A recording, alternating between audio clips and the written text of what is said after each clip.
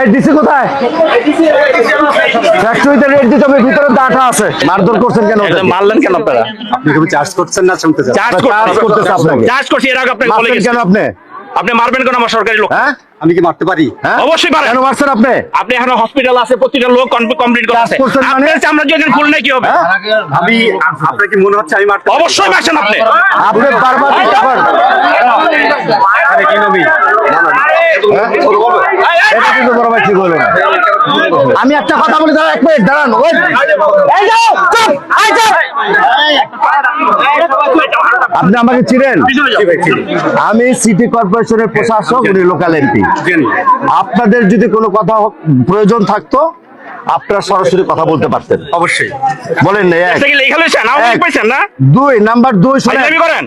Number দুই শোনেন, আপনাকে বলি, এমন কিছু হয়ে যান না যে যা ইচ্ছা তাই করবেন। নাম্বার এমন কিছু হয়ে যান না। আরে বাবারে মারবো কেন? অবশ্যই ফাইজলামি কেন আবার মারবো কেন? এই মামলা হবে, অ্যারেস্ট হবে, মাইগ্রেটের অ্যারেস্ট হবে। একদম ফাইনালি বলো। এই, এই পুলিশে ডাকো। এই পুলিশ, এই দেখো, পুলিশ দেখো, আমার লোকজন ডাকতো, দেখো, আমাদের লোকজনকে সরে না ভাই ভাই। দেখো ওদের।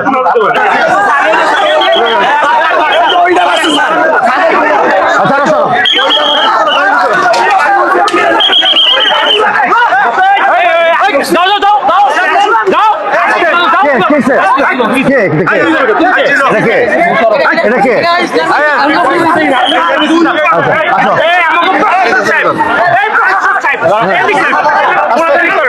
আচ্ছা এডিসি, আমাদের এডিসি কি স্যার?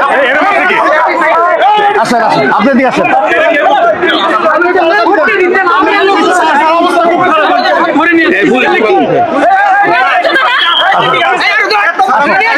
সামনে গিয়ে প্ল্যান করি, গাড়ি দৌড়াও, গাড়িটা আনদাও সামনে। এই ডিসি কোথায়?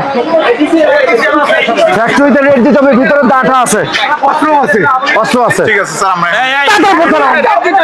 ভিতরে সন্ত্রাসী এনে রেখে দিচ্ছেন অস্ত্রপাতি সহ। ফাইজলামি না মিয়া, সাপের পাঁচ পা দেখছেন? আরে শারীর লেগে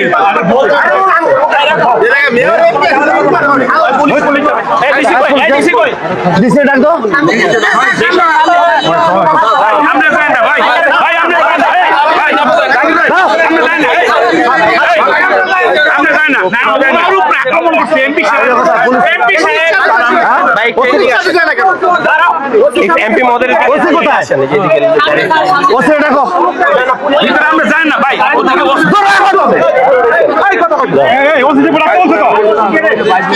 ওসি ডাকো।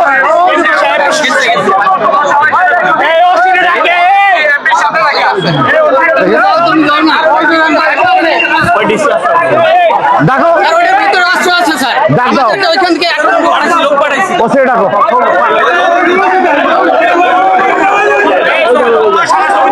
ছবি তোলা।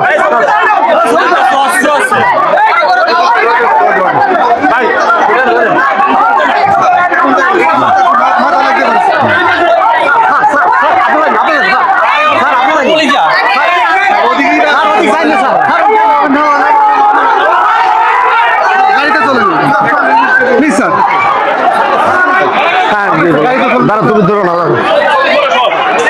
কত বড় ওর আস্পর্ধা।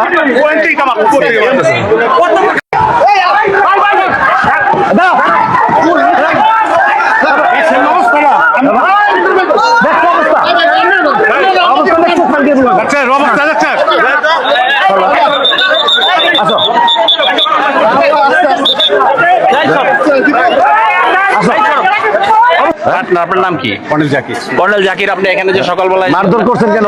মারলেন কেন আপনারা? আপনি কি চার্জ করছেন না শুনতে চান? চার্জ করতেছে আপনাকে। চার্জ করছি, এর আগে আপনাকে বলে মারছেন গেছি। কেন আপনি? আপনি মারবেন কেন আমার সরকারি লোক? হ্যাঁ, আমি কি মারতে পারি? হ্যাঁ অবশ্যই পারেন। কেন মারছেন আপনি? আপনি এখন হসপিটাল আছে, প্রতিটা লোক কমপ্লিট করে আছে। করছেন মানে? আপনার আমরা যদি ফুল নাই কি হবে?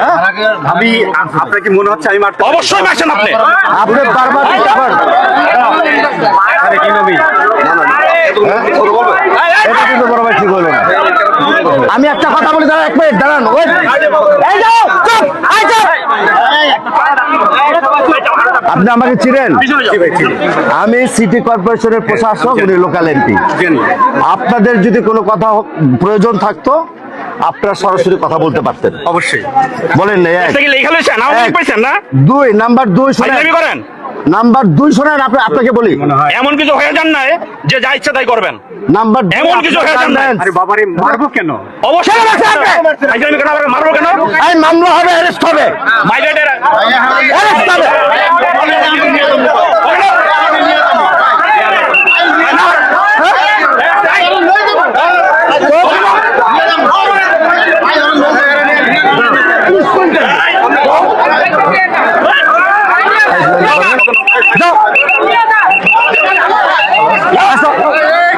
একদম ফাইনালি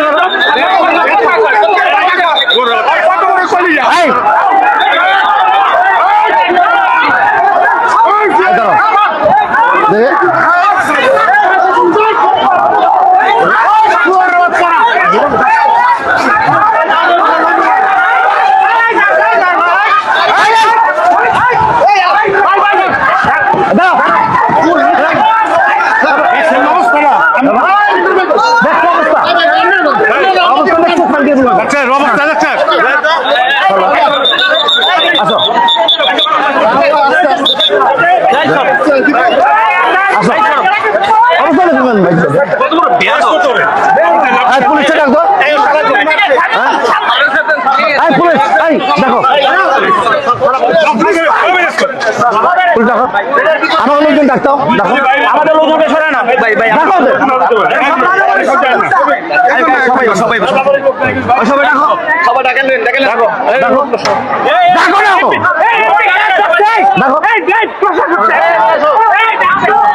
প্রশাসক মহোদয় যখন আমাদের এখানে উপস্থিত হয়েছেন, আইন শৃঙ্খলা রক্ষাকারী বাহিনী, উত্তরা ডিসি সাহেব আছে, এসি সাহেব আছে, ওসি সাহেব সহ আমরা যখন এখানে উপস্থিত হই, এমপি সাহেব মহোদয়ের, প্রশাসক মহোদয়ের সিদ্ধান্তে ওনারা একজনকে অ্যারেস্ট করছে। অ্যারেস্ট করার পর ওরা ফ্যাক্টরি থেকে আমাদের অতর্কিত হামলা করতেছে, যে আমাকে এখানেও দেখেন বাড়ি দিয়েছে, ওসি সাহেবকে সহ পিটাইছে।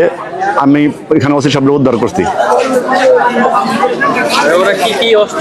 ওরা দেশীয় পাইপ, SS পাইপ, দেশীয় পাইপ, ইট পাটকেল, কাঠ এগুলো নিয়ে ভিতরে সন্ত্রাসী বাহিনী নিয়ে বসে আছিল আগে থেকে পরিকল্পিতভাবে।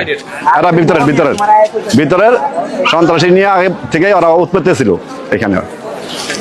ছেলেগুলো কি এখানে কাজ করে না বাইরের ছেলে? বাইরের থেকে আনছে ওনারা, বাইরে থেকে নিয়ে আসছে মারামারি করার জন্য। সকালে অলরেডি সিটি কর্পোরেশনের কিছু লোকেরা মারছে, ওরা মাইরে আহত করছে। 4 জন মেডিকেলে ভর্তি আছে আপাতত। 30 বছর ধরে সরকার গঠনে রাজপথে বিপদে আপদে যাদেরকে সাহায্য সহযোগিতা করেছিলেন, আজকে তারা ছবল মারার জন্য প্রস্তুত হয়েছে। আজকে তারা প্রকাশ্যে বলছে আপনারা নাকি গুপ্ত, আপনারা নাকি সুপ্ত। এতদিন ছিল না সেটা মনে। আজকে যে প্রধানমন্ত্রীকে আপনারা লালন পালন করে আসছে, যে আজকে প্রকাশ্যে আপনাদের বিরুদ্ধে বক্তব্য দিচ্ছে, আমরা তীব্র প্রতিবাদ জানাই, আমরা তীব্র নিন্দা জানাই। আমরা এই ধরনের বহুমুখী রাজনীতিবিদদেরকে আমরা চাই না। যারা এই ক্ষমতা আসুক, তারা জনগণের কাছে জবাবদিহিতায় বাধ্য থাকবেন। প্রতিটি টাকা, প্রতিটি পয়সার হিসাব জনগণকে তারা দেবেন। এই শব্দ দেখেই তারা জুলাই বিপ্লবে বুক পেতে দিয়েছিলেন, জীবন দিয়েছিলেন, চোখ পা হাত হারিয়ে আমাদেরকে দ্বিতীয় স্বাধীনতা উপহার দিয়েছিলেন। এই শব্দ বাস্তবায়নের প্রথম পদক্ষেপ হিসেবেই জুলাই সনদ স্বাক্ষরিত হয়েছিল এবং জুলাই সনদ বাস্তবায়ন করার জন্য গণভোটে দেওয়া হয়েছিল এবং 70% জনগণ নিরঙ্কুশভাবে ভোট দিয়ে এই নতুন বাংলাদেশ গড়ার ম্যান্ডেট এই জাতিকে দিয়েছিল। জনগণের সমর্থন নিয়ে ক্ষমতায় এসে ক্ষমতাসীন এখন জনগণকে বোকা মনে করছে। একটি লোক দেখানো সংবিধান সংশোধন কমিটি করে লোকজনকে বোঝানোর চেষ্টা করছে তারা জুলাই সনদ বাস্তবায়ন করবে, গণভোটকে বাস্তবায়ন করবে। আমি একটি কথা বলতে চাই, ফ্যাসিস্টরা জনগণকে বোকা মনে করেছিল বলেই এই জনগণের হাতে তাদের পতন হয়েছে। আপনারা যারা রাষ্ট্রীয় দায়িত্বে এখন আছেন, আমরা বলতে চাই আমরা আপনাদের বিরোধী নই। জুলাই পরবর্তী বাংলাদেশে সরকার বিরোধী দল মিলেই আমরা গর্ব নতুন বাংলাদেশ। কিন্তু আপনারা যদি জনগণকে বোকা মনে করেন, কথার ভুল ফুল ঝরিয়ে জনগণকে বোঝাবেন মনে করেন, তাহলে প্রস্তুত থাকুন আগামীর স্থানীয় সরকার নির্বাচনে জনগণ আপনাদেরকে লাল কার্ড দেখানোর জন্য অপেক্ষা করছে ইনশাআল্লাহ। জনগণ এত বোকা নয়। জনগণ আংশিক এবং অপ্রাসঙ্গিক কিছু সংশোধনী করে আপনারা জনগণকে বোঝাবেন যে আপনারা জুলাই সনদ অক্ষরে পালন করেন। এত বোকা বাংলাদেশের জনগণ নয়। সময় থাকতেই জনগণের গণরায় মেনে নিয়ে অবিলম্বে সংবিধান সংস্কার কমিশনের সংবিধান সংস্কার কাউন্সিলের বৈঠক ডেকে গণভোটে যেভাবে ব্রাশ হয়েছে অক্ষরে অক্ষরে সেভাবেই সংস্কার করতে হবে ইনশাআল্লাহ। যদি আপনারা তা না করেন তাহলে মনে রাখবেন জনগণ ভুলে যায় না এবং আল্লাহ হয়তো ছাড় দেয় কিন্তু ছেড়ে দেয় না। আপনাদের এই হঠকারিতার একদিন না একদিন চরম মূল্য আপনাদের দিতে হবে। অনেক জাতীয়তাবাদী শক্তির অনেকেই আমাকে ব্যক্তিগতভাবে বলেছে আমরা সরকারের এই ইউটার্নকে সমর্থন করি না, এবং আমি যত জনগণের কাছে যাচ্ছি সবার বক্তব্য একটাই, এই নতুন বাংলাদেশে গণভোটের রায় কেউ উপেক্ষা করে কেউ পার পেতে পারে না। ভাইরা আমার, কথা বলার সময় শেষ। সময় এসেছে দাবি আদায়ের জন্য কোমর বেঁধে মাঠে নামার। আপনারা সবাই দাবি আদায়ের জন্য মাঠে নামে প্রস্তুত আছেন কিনা বলেন? ইনশাআল্লাহ ইনশাআল্লাহ। হয় মাতৃভূমি না হয় মৃত্যু, জান দেব জুলাই দেব না। বাংলাদেশ জামাত ইসলামীর কেন্দ্রীয় নির্বাহী পরিষদের অন্যতম সদস্য, ঢাকা মহানগর উত্তরের সংগ্রামী আমির, আগামী সিটি কর্পোরেশন নির্বাচনের সম্মানিত মেয়র পদপ্রার্থী এবং জুলাইয়ের সেই সংগ্রামের অগ্রসেনানী জননেতা জনাব মোহাম্মদ সেলিম উদ্দিন আজকের এই সমাবেশে প্রধান অতিথির বক্তব্য রাখবেন।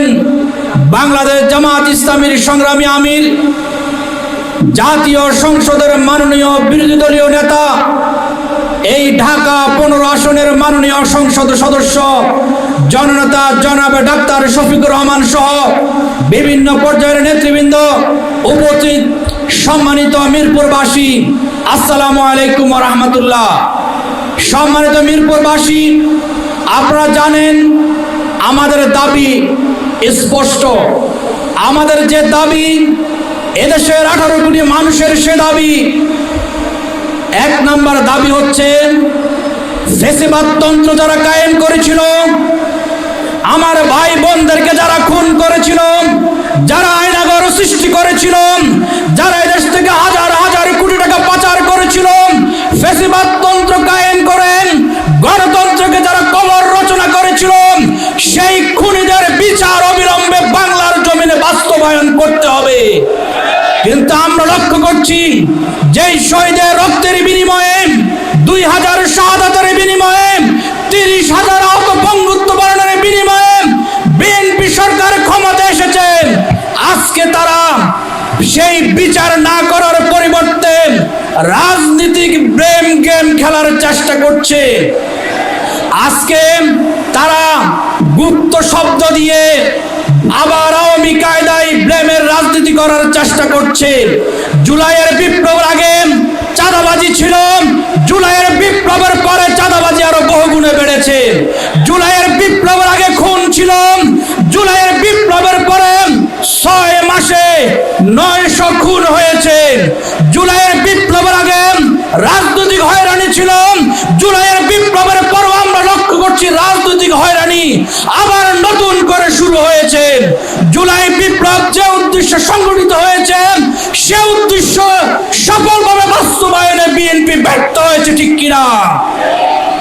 আরেকটি দাবি, 71% জনগণের ভোট যে পক্ষে গিয়েছে, এই গণভোটের রায় অবিলম্বে বাস্তবায়ন করতে হবে। গণভোটের রায় ব্যর্থ হতে এই দেশবাসী কখনো দিবে না। সুতরাং বিএনপির শুভ বুদ্ধি উদয় হবে, গণভোটের রায় অবিলম্বে বাস্তবায়ন করে গণ আকাঙ্ক্ষার প্রতিফলন ঘটাবেন, শহীদের রক্তের ঋণ পরিশোধ করবেন। এই প্রত্যাশা ব্যক্ত করে মিরপুরবাসীকে ধন্যবাদ এবং মোবারক জানিয়ে আমি আমার বক্তব্য শেষ করছি। আসসালামু আলাইকুম ওয়া রাহমাতুল্লাহ।